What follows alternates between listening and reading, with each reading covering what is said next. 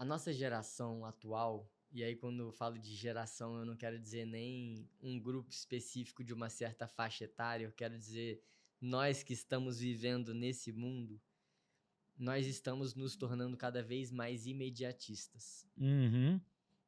O que isso significa? A gente começa a se dedicar para algo, seja uma relação, seja um trabalho, seja um projeto, e a gente quer ver os resultados logo, para É. agora. E isso faz, muitas vezes, a gente desistir antes de colher o fruto. Isso faz a gente parar antes de aprender o necessário. Porque as coisas têm um tempo natural. E se a gente não está disposto a passar por esse processo com paciência, com resiliência, com persistência, é muito provável que a gente não vai conseguir alcançar os objetivos que a gente quer. Então, pela comparação, pelo imediatismo, pelas facilidades do mundo atual, as pessoas estão cada vez menos pacientes. Verdade. E o que eu vejo é que nada que é bom o suficiente, nada que é bom de verdade vem do dia para a noite. As coisas que são verdadeiramente valiosas, elas levam tempo. É. Cada coisa tem o seu tempo. E a gente precisa aprender a respeitar o tempo natural das coisas, continuar fazendo a nossa parte, mesmo quando a gente não vê o resultado. Porque é duro, irmão. Você sabe. Às vezes a gente posta um vídeo, tem 10 visualizações, 50, 100, 200. É duro. Ou então você faz um pitch de venda e ninguém compra. Eu já É tive duro. essa experiência. É isso. Porque os gurus que estão por aí, eles estão sempre dizendo assim: ah, é fácil, faz uma campanha de tráfego, faz isso, é rápido, e em 7 dias você vai fazer não sei quantos R$ 1.000. Algumas pessoas conseguem, mas não são todas. Você tem que analisar que a promessa, que o produto, que o jeito que o outro fala e dá certo é diferente do candidato B, é diferente do seu jeito. E aí, ah, mas eu não consegui em uma semana, ah, mas eu não consegui em um mês, ah, eu não consegui, aí desiste. Por quê? A gente às vezes se compara, que você falou, e a gente acredita na história de sucesso que alguém contou, mas que quando você pega na realidade não é bem assim, né? Mas vale a pena continuar tentando na internet? Vale, com certeza. Principalmente se isso faz sentido com o seu propósito de vida, né? Então, eu quero falar por que vale a pena continuar na internet, mas antes de falar sobre isso, só mais um comentário sobre a paciência. O que eu vejo é, esses gurus da internet que vendem essa facilidade, muitas vezes eles usam cases para mostrar que é possível. Uhum. Só que qual que é o problema da pessoa que está ali tentando e às vezes seguindo o método e mesmo assim não consegue? Quando ela vê um case, ela pode achar assim, pô, se esse cara conseguiu e eu não consigo, o problema deve estar comigo. O Uhum. problema deve estar em mim. Eu talvez não seja bom o suficiente. Eu talvez não leve jeito para isso.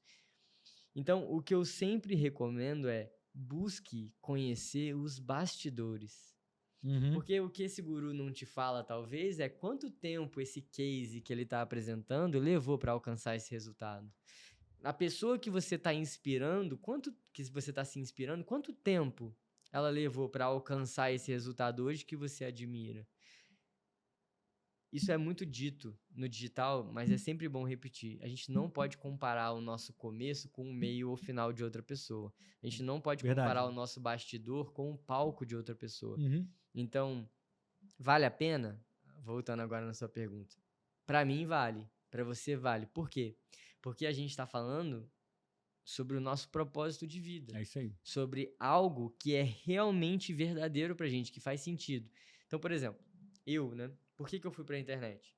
Porque eu era um cara que me considerava de exatas, eu me formei em engenharia, eu estava programado para seguir uma carreira dentro da engenharia, para ficar 30, 40 anos dentro de uma fábrica, talvez mudando de uma fábrica para outra, mas seguindo aquela carreira, os mesmos processos, as mesmas pessoas, os mesmos lugares.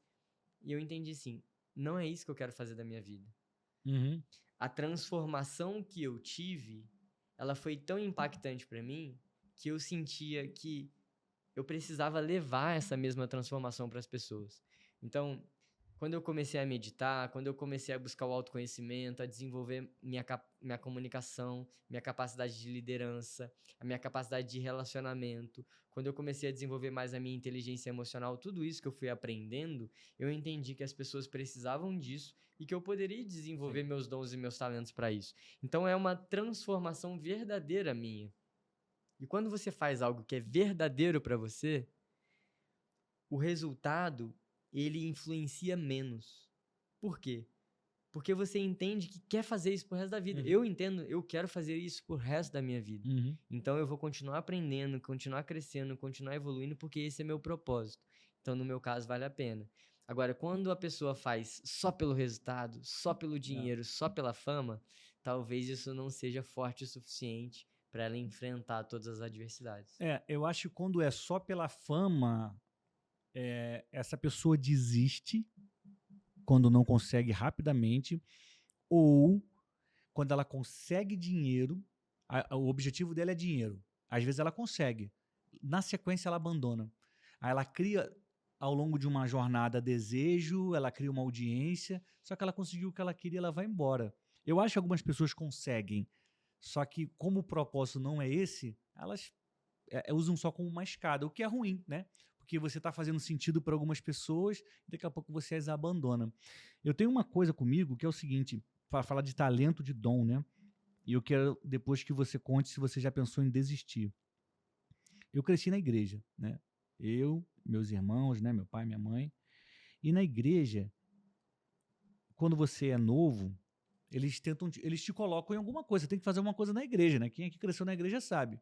Aí você vai para o teatro, você vai para a música, você vai para algum ministério. E eu não tinha nenhum talento. O meu irmão, o Thiago, é um bom músico. O Marcos é um bom músico. E hoje ele vive disso, né, o Marquinho. Eles têm um talento natural para música. Meu pai me colocou para aprender teclado. Eu tentei, eu não consegui aprender. E eles, de ouvido, tocavam violão, tocavam baixo, tocavam guitarra, tocavam tudo. Eu não tinha esse talento e não tenho até hoje, né? Até na hora de tocar campainha, eu tocava fora de ritmo. A loucura. Errava a palma, enfim, errava. Aí eu não tinha talento nem para música.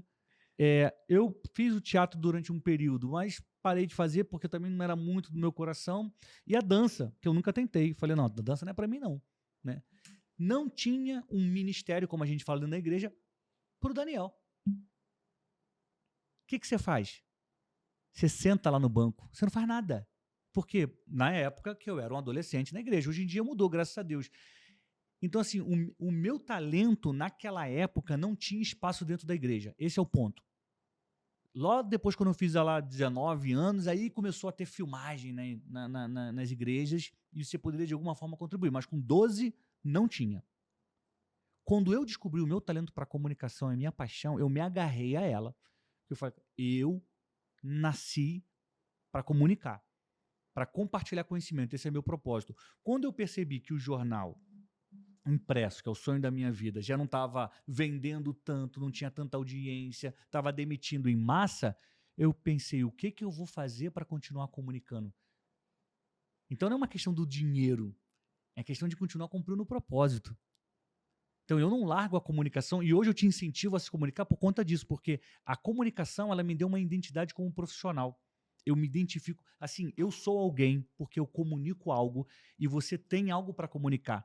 Até o último dia da minha vida, eu vou te dizer isso e eu vou te incentivar a entregar sua mensagem, porque tem muita gente que precisa ouvir aquilo que você tem para dizer. Entregue a sua mensagem. Dito isso, em homenagem ao nosso grande amigo, qual a outra verdade que não te contam? Qual outra coisa que não te contaram, Marco, na hora de entrar na internet? Ou então que te contaram de um jeito que não é bem assim? Quando você começa a compartilhar o seu conhecimento e um pouco mais da sua vida, as pessoas acham que elas têm direito de opinar sobre qualquer coisa sobre você. Então eu recebo comentários do tipo, esse óculos não está bom em você. Esse óculos está torto. Seu cabelo está ficando branco. Seu tupete está muito alto. Nossa, você parece triste hoje. Você tá com cara de cansado. Então as pessoas, elas vão falar sobre você. E elas acham que elas têm esse direito. Sim, sim. Então, Boa. eu acho que uma coisa importante de você entender é que é preciso aprender a lidar com esses Sim, comentários